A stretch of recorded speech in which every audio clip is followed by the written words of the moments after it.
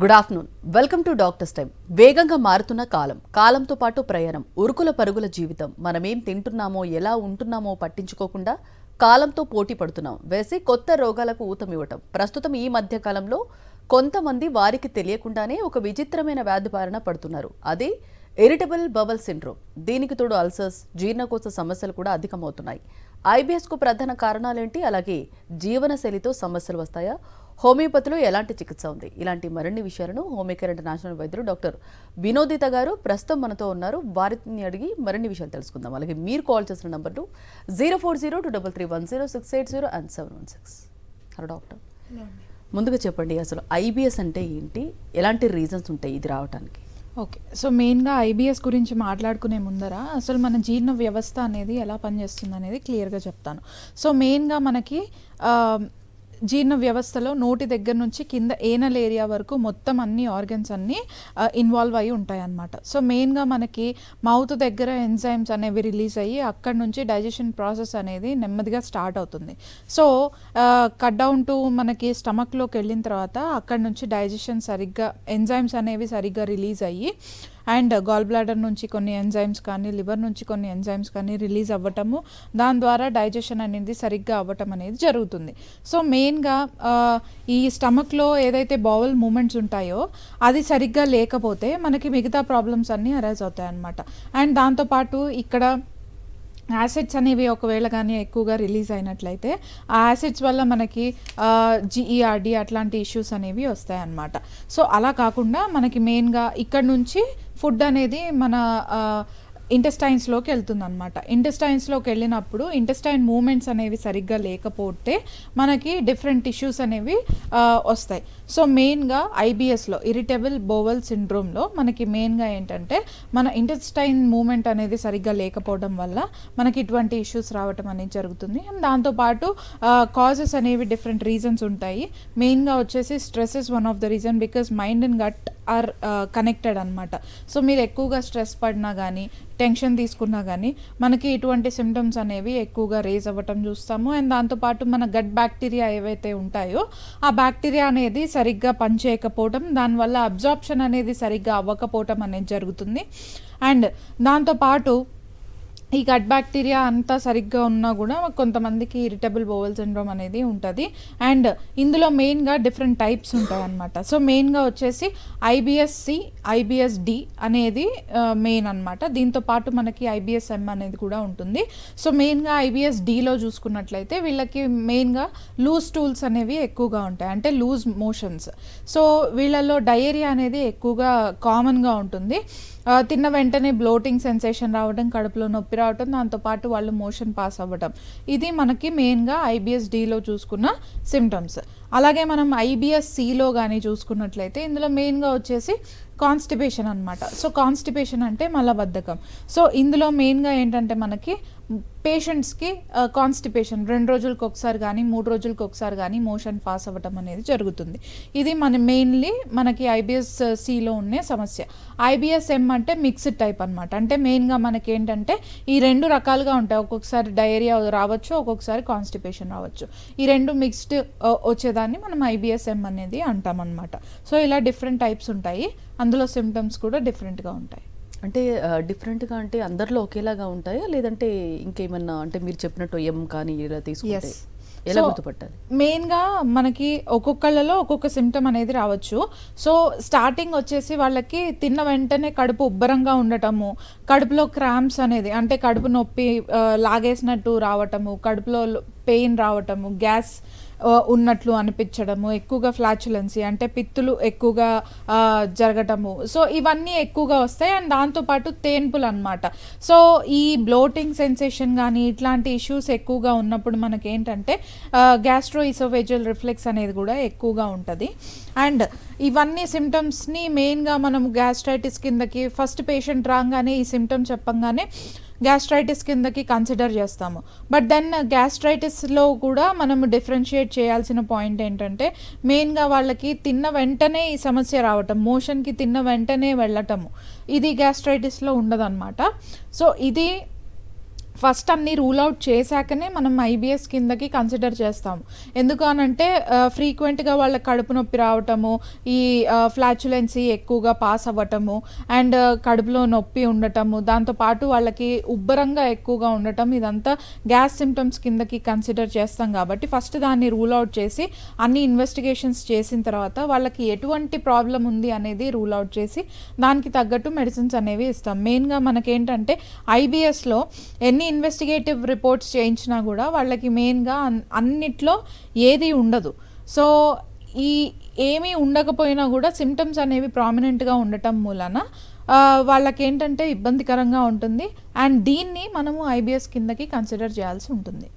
Okay అండి, IBS అంటే ఇది స్టార్టింగ్లో మీరు చెప్పినట్టు సిమ్టమ్స్ కానీ లాస్ట్లో ఉంటే స్టేజ్ను బట్టి అంటే ఏది ఇన్ కేసు నెగ్లెక్ట్ చేస్తే ఇలాంటి కాంప్లికేషన్స్ ఉంటాయి ప్రతి ఒక్కరిలో కూడా ఐబిఎస్కి సంబంధించి. ఓకే, మెయిన్గా మనకి మోషన్స్ ఎక్కువగా పాస్ అవ్వడం ఆర్ అసలు 2 to 3 డేస్కి మోషన్ రావటం అనేది జరుగుతుంది. కాబట్టి మెయిన్గా మనకి ఈ స్టూల్ డిఫికల్టీ ఉండటం వల్ల అక్కడ పైల్స్ కానీ ఫిషర్స్ కానీ ఫిస్చులా కానీ ఇటువంటి ఇష్యూస్ ఎక్కువగా రావటము, అండ్ ఇలానే కాంప్లికేటెడ్గా ఉన్నట్లయితే అబ్జార్ప్షన్ అనేది న్యూట్రిషన్ అబ్జార్ప్షన్ అనేది సరిగ్గా లేకపోవడం, న్యూట్రిషన్ డెఫిషియన్సీస్ రావటము, అండ్ విటమిన్ డెఫిషియన్సీస్ ఇవన్నీ ఎక్కువగా అవ్వటం, నోట్లో పూత రావటము, హెయిర్ ఫాల్ అవ్వటం, అండ్ ఫేస్ మీద యాక్నే ఉండటము, వెయిట్ లాస్ అవ్వటము, ఇలాంటి ఇష్యూస్ అనేవి ఎక్కువగా చూస్తాము. అండ్ దాంతోపాటు మెయిన్గా మనకి ఈ మోషన్స్ పైల్స్ కానీ ఫిషర్స్ కానీ ఇట్లాంటివి వచ్చినట్లయితే బ్లీడింగ్ అవ్వటం వల్ల ఇంటర్నల్గా మనకి అనీమియా అంటే రక్త లేమి సమస్య ఎక్కువగా ఉండటం పేషెంట్స్లో,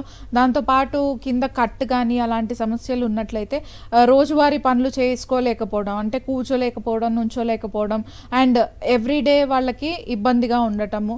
సో ఇలాంటి ఇష్యూస్ అనేవి కాంప్లికేషన్స్ కిందకి కన్సిడర్ చేయాల్సి ఉంటుంది. అండ్ ఇవి కానీ మనము ఇంకా దీన్ని రెక్టిఫై చేసుకోలేకపోతున్నాము అని అంటే ఫర్దర్గా మనకి పైల్స్ ఎక్స్టర్నల్ అయిపోవడము, ప్రొలాప్స్ ఆఫ్ పైల్స్ అవ్వటము, అండ్ దాంతోపాటు సర్జరీ చేసినా కూడా రికరెంట్గా మనకి పైల్స్ అనేవి రావటం జరుగుతుంది. ఎందుకంటే ఇంటర్నల్ ఇష్యూ ఐబిఎస్ అవ్వటం వల్ల ఐబిఎస్ని ట్రీట్ చేయకుండా ఓన్లీ పైల్స్ని ట్రీట్ చేస్తే కనుక మనకేంటంటే పైల్స్ ప్రాబ్లం అనేది అలానే ఉండటము, రికరెంట్గా అవ్వటం అనేది జరుగుతుంది. మెయిన్ ఇష్యూ ఐబిఎస్ని కానీ మనం ట్రీట్ చేసినట్లయితే ఈ కాంప్లికేటెడ్ ఇష్యూస్ ఏవైతే ఉన్నాయో అవి కూడా రెక్టిఫై అయ్యే ఛాన్సెస్ ఉంటాయి. ఓకే అండి, అల్సర్స్ అంటే ఎవరిలో ఎక్కువ చూడొచ్చు, అసలు ఏ రీజన్స్ వల్ల అల్సర్స్ వస్తాయి? సో మెయిన్గా అల్సర్స్ గురించి మాట్లాడుకున్నట్లయితే మనకి మెయిన్గా 2 types ఆఫ్ అల్సర్స్, మనకి గ్యాస్ట్రిక్ అల్సర్ అని డియోడినల్ అల్సర్ అని 2 రకాలు ఉంటాయి అన్నమాట కడుపులో.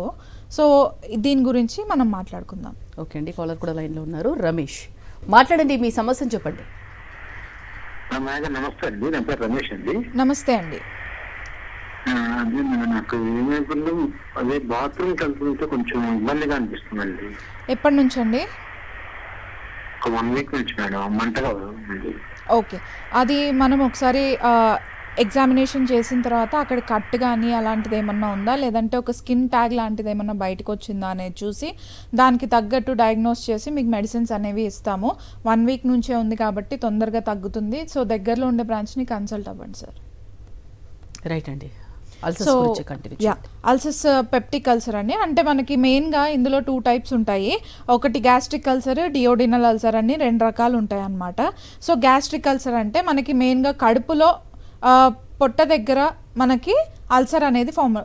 What is ulcer? First ulcer గురించి మాట్లాడుకున్నట్లయితే మెయిన్గా ఒక చిన్న పుండు లాంటిది ఫామ్ అవుతుంది అనమాట, లోపల ఆర్గన్ లోపల ఫామ్ అవుతుంది. పొట్టలో అన్న ఫామ్ అవ్వచ్చు, లేదంటే మనకి ఇంటెస్టైన్స్లో పేగుల్లో అన్న ఫామ్ అవ్వచ్చు. సో ఇది 2 రకాలుగా ఉంటాయి. అదే పొట్టలో ఫామ్ అయ్యేది వేరే రకంగా ఉంటుంది, అండ్ ఇంటెస్టైన్లో ఫామ్ అయ్యేది అంటే పేగులో ఫామ్ అయ్యేది వేరే రకంగా ఉంటుంది. సో సిమ్టమ్స్ అనేవి వేరీ అవుతాయి. సో మెయిన్గా గ్యాస్ట్రిక్ అల్సర్లో మనం చూసుకున్నట్లయితే వాళ్ళకి కడుపులో తిన్న వెంటనే కడుపులో నొప్పి రావటము, అండ్ వాళ్ళకి మోషన్ పాస్ అయ్యేటప్పుడు కొద్దిగా ఇబ్బందిగా ఉండటము, అండ్ న్యూట్రిషన్ అబ్జార్బ్ అవ్వకపోవటం వల్ల వాళ్ళు తినలేకపోవడం, అంటే వాళ్ళు మెయిన్గా వెయిట్ లాస్ అనేది చూస్తాం అనమాట. అంటే తిన్న వెంటనే కడుపులో నొప్పి రావటం మూలన వాళ్ళు తినడానికి ఎక్కువగా ప్రిఫర్ చేయరు. సో దాని మూలకంగా ఏంటంటే వెయిట్ లాస్ అనేది జరుగుతుంది, న్యూట్రిషన్ అబ్జార్ప్షన్ అనేది తక్కువగా ఉంటుంది. సో ఇది గ్యాస్ట్రిక్ అల్సర్లో చూసుకున్న సిమ్టమ్స్. ఒకవేళ ఇది కానీ హై రేంజ్లో ఉన్నట్లయితే నోటి నుంచి బ్లడ్ కూడా వచ్చే ఛాన్సెస్ ఉంటాయి.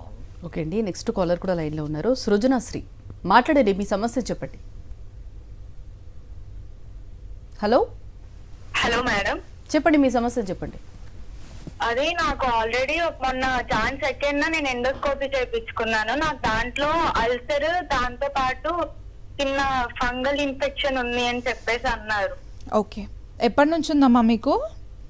మొన్న సెకండ్ టెస్ట్ చేయించుకుంటే ఉంది మేడం. అంతకు ముందు అక్టోబర్ ఆ టైంలో ఒకసారి పెయిన్ వచ్చి స్టమక్ పెయిన్ తగ్గిపోయింది. అప్పర్ అబ్డామిన్ లో వచ్చేది పెయిన్, ఓకే తగ్గింది. మళ్ళీ నెక్స్ట్ మొన్న డిసెంబర్ లో అలా ఉంటే స్కానింగ్, బ్లడ్ టెస్ట్, దీంట్లో ఎందులోనూ ఏ ప్రాబ్లం లేదు అన్నారు. ఎండోస్కోపీ చేయించుకున్నాను. ఎండోస్కోపీ చేయించుకున్నప్పుడు అందులో స్మాల్ అల్సర్ ఉంది, స్టార్టింగ్ స్టేజ్ లోనే ఉంది అని అన్నారు మేడం. ఓకే, సో మీకు ఈ అల్సర్ ఉన్నప్పుడు కొన్ని సిమ్టమ్స్ ఇందాక మీరు చెప్పినట్లు ఉన్నాయి. బట్ దీంతో పాటు మీకు వేరే ఇష్యూస్ అంటే మీరు ఏమన్నా వేరే మెడికేషన్స్ కానీ అలాంటివి ఏమన్నా వాడుతున్నారా? వాడుతున్నాను మేడం. ప్రెసెంట్ ఓకే 6 వీక్స్ పడుతుంది తగ్గడానికి అని చెప్పేసి చెప్పారు. Okay fine. సో మనకి మెయిన్గా అల్సర్ ఫామ్ అయిన తర్వాత వన్స్ మీరు ఏదైనా మెడికేషన్ వాడుతూ ఉంటే అది వాడినన్ని రోజులు బాగుండటం, మళ్ళీ తర్వాత మళ్ళీ రికవర్ అవ్వటం అనేది జరుగుతుంది. సో అలా కాకుండా మనము లోపల నుంచి క్యూర్ చేసుకోవడానికి మెడిసిన్స్ అయితే ఉన్నాయి.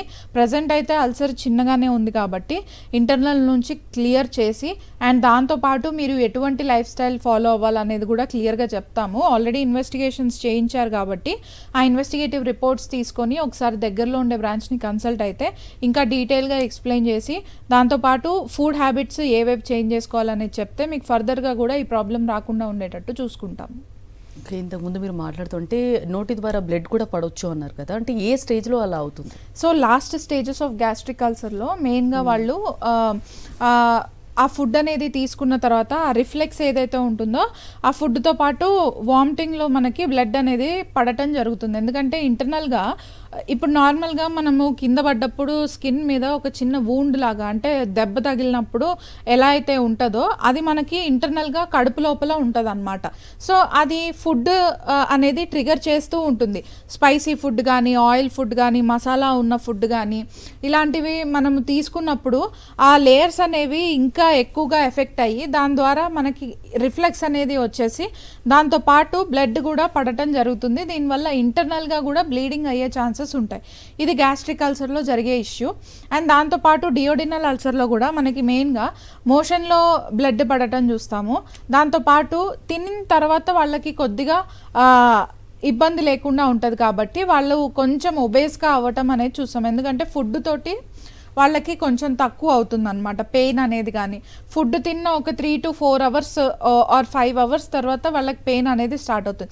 Once the food reaches to intestine అంటే ఫుడ్ తిన్న తర్వాత ఆ ఫుడ్ ఏదైతే మనకి ఇంటెస్టైన్స్లో రీచ్ అయినప్పుడు వాళ్ళకి పెయిన్ అనేది ఎక్కువగా స్టార్ట్ అవుతుంది. సో అప్పటిదాకా వాళ్ళకి ఎలాంటి ఇష్యూ ఉండదు కాబట్టి వాళ్ళు తినడం అనేది ప్రిఫర్ చేస్తారు. అండ్ దాంతోపాటు లాస్ట్ స్టేజెస్లో వాళ్ళకి మోషన్లో అనేది బ్లడ్ పడటం జరుగుతుంది.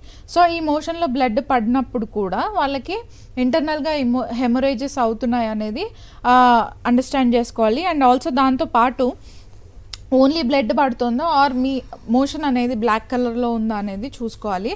బికాస్ ఇంటర్నల్ బ్లీడింగ్ హెవీగా ఉంది అంటే మోషన్ అనేది బ్లాక్ కలర్లో ఉంది అని అర్థం. ఓకే, ఏంటంటే అల్సర్స్ వల్ల అంటే ఇతర కాంప్లికేషన్స్ కూడా రావచ్చా?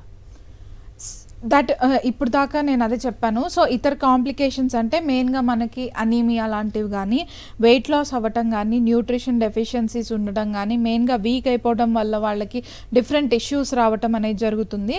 అండ్ ఇవి కానీ ఇగ్నోర్ చేసినట్లయితే ఫర్దర్గా వాళ్ళు ఇంటర్నల్ హెమరేజ్ అయ్యి డెత్ వరకు వెళ్ళే ఛాన్సెస్ కూడా ఉంటాయి. ఓకే అండి, గ్యాస్ట్రైటిస్ అంటే ఏంటి, అలాగే ఎలాంటి రీజన్స్ వల్ల ఇది వస్తుంది, సిమ్టమ్స్ ఎలా ఉంటాయి? సో మెయిన్గా గ్యాస్ట్రైటిస్ గురించి మాట్లాడుకున్నట్లయితే స్టమక్లో ఏవైతే లేయర్స్ ఉంటాయో అవి వాపు రావటం వల్ల మనకి ఇష్యూ అనేది వస్తుంది. సో ఇది డిఫరెంట్ రీజన్స్ వల్ల రావచ్చు. మెయిన్గా మనము కొన్ని NSAIDs అనే ఒక మెడిసిన్స్ ఇవి వాడటం వల్ల కానీ, స్ట్రెస్ ఫ్యాక్టర్ కానీ, ఆల్కహాల్, స్మోకింగ్ ఇట్లాంటి ఇష్యూస్ కానీ ఉన్నట్లయితే మీకు ఈ గ్యాస్ట్రైటిస్ అనేది బాగా ట్రిగర్ చేస్తుంది. దీంతో పాటు మనము ఒకవేళ కానీ ఫుడ్లో స్పైసీ ఫుడ్ కానీ, మసాలా ఫుడ్ కానీ, ఆయిల్ ఫుడ్ కానీ, ఫైబర్ లేని ఫుడ్ కానీ, లేదంటే నీళ్లు తక్కువగా తీసుకోవడం కానీ, ఆర్ ఫుడ్కి గ్యాప్ అనేది చాలా ఎక్కువగా ఉంది, ఆ ఇంటర్వెల్స్ అనేది చాలా ఎక్కువగా ఉన్నట్లయితే మీకు ఇటువంటి ఇష్యూ అనేది రేజ్ అవుతూ ఉంటుందన్నమాట. సో ఈ ఇష్యూ వచ్చినప్పుడు మెయిన్గా గ్యాస్ట్రైటిస్లో ఎపిగాస్ట్రిక్ రీజన్ అంటే మనకి ఛాతీ కొంచెం కింద భాగం వైపు పెయిన్ రావటం అనేది జరుగుతుంది. సో ఈ పెయిన్ వచ్చినప్పుడు మెయిన్గా పేషెంట్స్ చెస్ట్ పెయిన్ అనుకుంటారు, అంటే హార్ట్కి సంబంధించిన పెయిన్ అనేది వాళ్ళు అనుకుంటారు. But then it can be differentiated. మెయిన్గా గ్యాస్ట్రైటిస్లో ఏంటంటే యాసిడ్ రిఫ్లెక్స్ అనేది ఉంటుంది అనమాట. అంటే తిన్న వెంటనే వాళ్ళకి ఏమవుతుంది, ఆ ఫుడ్ అనేది పైన వరకు తంతుందన్నమాట. సో ఇక్కడ థ్రోట్ దగ్గర నుంచి కింద మనకి కడుపు దగ్గర నుంచి పైన థ్రోట్ వరకు నోటి వరకు పెయిన్ అనేది ఉంటుంది, మంట, ఆ సెన్సేషన్ అనేది ఉంటుంది. అండ్ దాంతోపాటు తిన్న తర్వాత కడుపులో ఉబ్బరంగా ఉండటము, హెవీనెస్ ఎక్కువగా ఉండటము, సమ్ టైమ్స్ ఒకవేళ ఇష్యూ ఎక్కువగా ఉంది అంటే కాన్స్టిపేషన్ కూడా ఉండొచ్చు. సో ఇంటర్నల్గా ఒకవేళ వాళ్ళకి కానీ థైరాయిడ్ కానీ పీసీఓడి కానీ ఇట్లాంటి మెటబాలిక్ డిజార్డర్స్ కానీ ఉన్నట్లయితే gastritis or any kind of gut issues అనేది చాలా కామన్గా ఉంటుంది. కాన్స్టిపేషన్ అనేది మెయిన్గా ఎక్కువగా ఉండటము ఈ మెటబాలిక్ డిజార్డర్లో జరుగుతుందన్నమాట.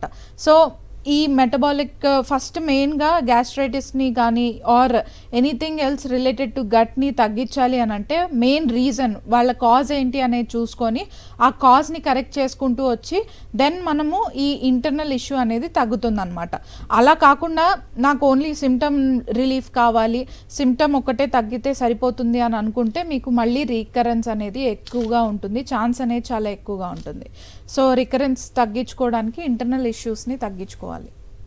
ఓకే అండి. అంటే మీరు ఇందాక అన్నట్టు అంటే చాలామంది చెస్ట్ పెయిన్ అనుకుంటారు, అంటే గ్యాస్ట్రైటిస్ పెయిన్ని. అంటే ఒక పేషెంట్ ఎలా గుర్తుపట్టాలి అసలు, చెస్ట్ పెయినా ఐదర్ గ్యాస్ట్రైటిసా?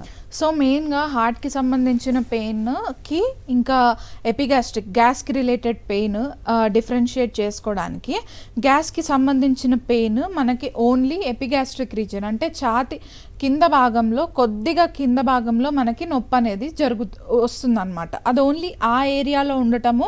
అండ్ దాంతోపాటు ఒకవేళ గ్యాస్ కానీ ఎక్కువగా ఉన్నట్లయితే వీపుకి రేడియేట్ అవుతుందన్నమాట. సో బ్యాక్ ఎక్కడైతే మనకి ఛాతి దగ్గర పెయిన్ వస్తుందో అక్కడ నుంచి వెనకాల వైపు డైరెక్ట్గా పెయిన్ అనేది ఉంటుంది. అలా కాకుండా ఒకవేళ హార్ట్కి సంబంధించిన ఇష్యూ ఉంది అని అంటే హార్ట్ రిలేటెడ్ ఇష్యూ ఉన్నప్పుడు మనకి పెయిన్ చెస్ట్ లెఫ్ట్ సైడ్ నుంచి మొదలయ్యి మనకి లెఫ్ట్ హ్యాండ్ వరకు రేడియేట్ అవుతుంది అనమాట పెయిన్. సో ఈ pain left hand radiating pain డిఫరెంట్గా ఉంటుంది అండ్ గ్యాస్కి రిలేటెడ్ డిఫరెంట్గా ఉంటుంది. So it can be easily differentiated. Diet పరంగా అంటే ముఖ్యంగా గ్యాస్ట్రైటిస్కి అంటే ఎలా తీసుకోవాలి?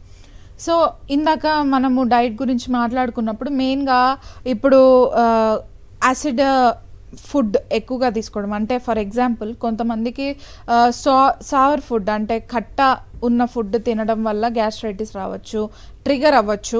ఆర్ మనకి మెయిన్గా మసాలాస్ కానీ ఆయిల్ కానీ స్పైసీ కానీ ఫైబర్ తక్కువ తీసుకోవడం వల్ల కానీ నీళ్లు తక్కువ తాగడం వల్ల కానీ ఈ ఇష్యూ అనేది ఎక్కువగా అవుతుంది. ఇవే కాకుండా ఆల్కహాల్ కానీ స్మోకింగ్ కానీ ఇలాంటి ఇష్యూస్ ఎక్కువగా ఉన్నట్లయితే మనకి ఈ సమస్య అనేది చాలా ట్రిగర్ అవ్వటము అండ్ దాంతోపాటు అల్సర్స్ ఫామ్ అయ్యే ఛాన్సెస్ ఎక్కువగా ఉంటాయి. సో ఫుడ్లో మెయిన్గా వచ్చేసి చాలా సింపుల్ అండ్ సోబర్ ఫుడ్ అనేది మనం తీసుకోవాలి.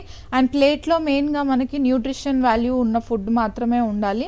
దాంతోపాటు ప్రిజర్వేటివ్స్ కానీ ఇట్లాంటి మనకి సాఫ్ట్ డ్రింక్స్ ఏవైతే ఉంటాయో అవి మనము తగ్గించుకోవడాలు చేయాలన్నమాట. ఎందుకంటే ఈ ప్రిజర్వేటివ్స్ హై ఉన్నప్పుడు మనకి స్టమక్లో కొంచెం ట్రిగర్ అవుతుంది అండ్ దానివల్ల మనకి అల్సర్స్ కూడా ఫామ్ అయ్యే ఛాన్సెస్ ఉంటాయి.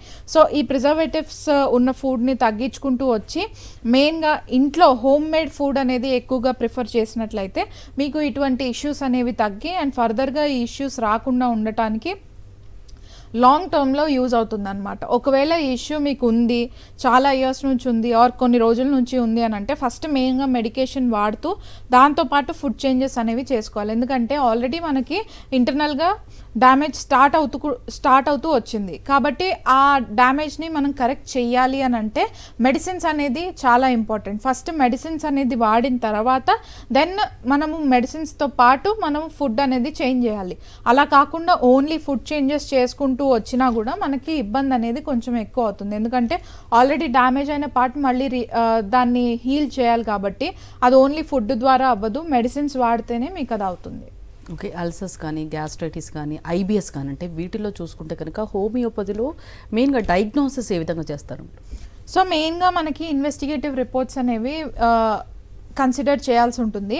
సో గ్యాస్ట్రైటిస్ కానీ or any other gut related issues ఉన్నప్పుడు ఇందాక మనం కాల్లో మాట్లాడుకున్నట్లు ఎండోస్కోపీ తీయించడం కానీ ఆర్ అల్ట్రాసౌండ్ అబ్డామెన్, అసలు గ్యాస్ దేనివల్ల వస్తుంది. ఫస్ట్ థింగ్, ఈ గ్యాస్ అనేది పేషెంట్స్ ఊరూరికేనే గ్యాస్ అని అంటారు. దాన్ని అసలు ఫస్ట్ డిఫరెన్షియేట్ చేయాలి.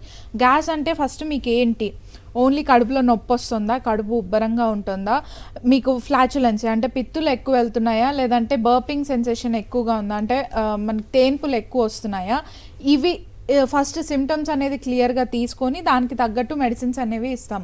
బట్ దెన్ ఈ ఇష్యూస్ మెయిన్గా ఇంటర్నల్ రీజన్స్ వల్ల వస్తాయి. ఫస్ట్ థింగ్, గాల్ బ్లాడర్లో స్టోన్స్ ఉండటం వల్ల ఆర్ ఫ్యాటీ లివర్ ఉండటం వల్ల, థైరాయిడ్, పీసీఓడి ఇటువంటి సమస్యలు ఉండటం వల్ల ఇంటర్నల్గా మనకి ఈ గ్యాస్ కంప్లైంట్ అనేది రావచ్చు. సో ఫస్ట్ రూల్ అవుట్ చేసుకోవాల్సింది ఏంటంటే ఇంటర్నల్గా ఇటువంటి ఇష్యూస్ ఉన్నాయా లేదా అనేది రూల్ అవుట్ చేసుకొని దానికి తగ్గట్టు వాళ్ళకి మెడిసిన్స్ ఇస్తాము. ఒకవేళ థైరాయిడ్ ఉన్న పేషెంట్కి ఓన్లీ గ్యాస్కి ట్రీట్ చేస్తే ఆ గ్యాస్ అనేది రికరెంట్గా వస్తూనే ఉంటుంది. కాబట్టి మనము ఫస్ట్ ఆ థైరాయిడ్ సమస్యని ట్రీట్ చేసి దానివల్ల వచ్చే సిమ్టమ్స్ అనేది మనము మెల్లిగా రికవర్ చేసుకోవచ్చు. సో ఇలా ట్రీట్మెంట్ తీసుకోవడం వల్ల మీకు ఇంటర్నల్ రీజన్ అనేది రెక్టిఫై అవ్వటము అండ్ లాంగ్ టర్మ్లో మనకి మళ్ళీ రిపీట్ అవ్వకుండా ఉండేటట్టు చూసుకోవచ్చు. ఓకే అండి. అంటే హోమియోపతి, అల్లోపతి అంటే వీటిలో చూసుకుంటే కొంచెం ఫాస్ట్ రిలీఫ్ వచ్చేసి అల్లోపతి అంటారు చాలామంది, దానికే ఇంట్రెస్ట్ ఎక్కువ చూపిస్తారు కూడా. హోమియోపతి అంటే పీరియడ్ పరంగా ఈ మూడిటికి ఎంత పీరియడ్ పడవచ్చు? సో వాళ్ళకున్న కంప్లైంట్ ఎన్ని రోజుల నుంచి ఉంది అండ్ వాళ్ళు ఎటువంటి కాంప్లికేటెడ్ స్టేజ్లో ఉన్నారు అనేది చూసి దానికి తగ్గట్టు మెడిసిన్స్ ఇస్తాము. బట్ దెన్ ఆల్వేస్ లేట్గా అవుతుందని కాదు, చాలామందికి ఫాస్ట్ రిజల్ట్స్ ఉన్నాయి. నాట్ దట్ మీరు ఇయర్స్ టుగెదర్ వాడితేనే మీకు రిజల్ట్ ఉంటుంది అనేది కాదు. బికాస్ మనకి మెయిన్గా డోసేజ్ అనేది ఎంత ఇవ్వాలి అండ్ ఎన్ని రోజులు వాడాలి అనేది వాళ్ళకి క్లియర్గా ఎక్స్ప్లెయిన్ చేస్తే ఈ ప్రాబ్లం అనేది ఉండదు. But then I have a patient where వాళ్ళకి ఈ సిమ్టమ్స్ అనేవి చాలా ఇయర్స్ నుంచి ఉన్నాయి అండ్ ఇదే అపోహతో వచ్చారు, హోమియోపతి వాడితే చాలా ఇయర్స్ పడుతుంది తగ్గడానికి అని చెప్పేసి. బట్ దెన్ ఆ పేషెంట్కి 15 డేస్లో రిజల్ట్స్ వచ్చాయన్నమాట. విత్ వాళ్ళు ఆల్రెడీ అలోపతి మెడిసిన్స్ వాడి వచ్చారు. సో ఆ మెడిసిన్ వాడినన్ని రోజులు బాగానే ఉంటుంది, మళ్ళీ తర్వాత ఈ రిఫ్లెక్స్ అనేది ట్రిగర్ అవుతుంది. సో అది వాళ్ళు కంప్లీట్ క్యూర్ కోసం అనేది వచ్చారు. బట్ దెన్ 15 డేస్లో రిజల్ట్ చూడటము that was shocking for them. But మేము ఇలాంటి రిజల్ట్స్ అనేవి చాలామంది పేషెంట్స్లో చూసాము అండ్ పేషెంట్కి డిఫరెన్స్ ఉంటుంది. ఎందుకంటే ఇంటర్నల్గా కాంప్లికేషన్స్ కూడా వేరీ అవ్వచ్చు. మీకు మెటబాలిక్ డిజార్డర్స్ ఉన్నా ఇట్లాంటి ఇష్యూస్ ఉన్నా కూడా కొంచెం లేట్గా అవ్వచ్చు. కాబట్టి కొంచెం పేషెంట్స్తో వాడుకుంటే మీకే కంప్లీట్గా క్యూర్ అనేది ఉంటుంది. ఐబిఎస్, అల్సర్స్ అలాగే గ్యాస్ట్రిక్స్ చాలా డీటెయిల్గా ఎక్స్ప్లెయిన్ చేస్తారండి. Thank you. ఇది ఇవాళ డాక్టర్ స్టైల్.